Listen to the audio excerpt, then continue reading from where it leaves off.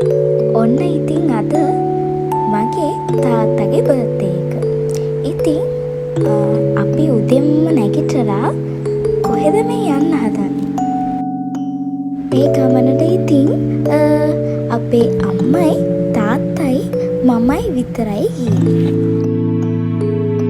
ඉතින් අපි මේ යන්නේ තුම්බෝදිය වැඳලා එන්න. පොල්ගොඩ පාලම පහු කරපු ගමන්ම තමයි අපිට තුම්බෝදිය හම්බ වෙන්නේ.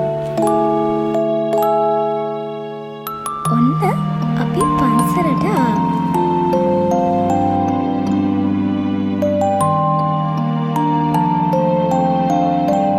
අද ඉතින් නිවාඩු දවසන්නේ. ඒක නිසා ගොඩාක් කට්ටිය ඇවිල්ලා තිබ්බා.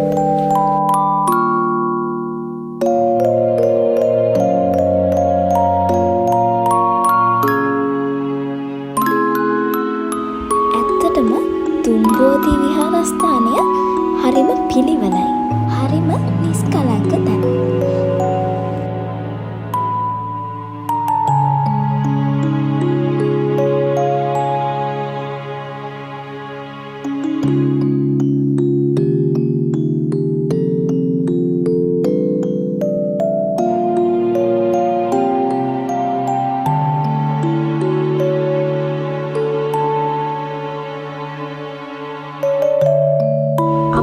අපේ ගෙදර බර්ත්ඩේ වලට පන්සලට ගිහින් ආශිර්වාද ගන්න අමතක කරන්නේ නැහැ.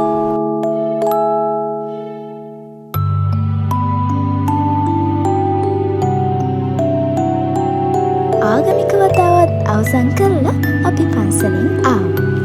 තුම්බෝදියේ ඉඳන් හොරණ දක්වා යන මාර්ගයේ මේ වගේ ලස්සන සිමෙන්ති වලින් කරපු නිර්මාණ තියෙන කඩවල් තියෙනවා. මාත් එන ගමන් ඒ කඩේකින් චූටි පෝච්චියක් අරන් ආවා. ඉතින් මෙන්න මෙහෙම තමයි තාත්තගේ බර්ත්ඩේ එක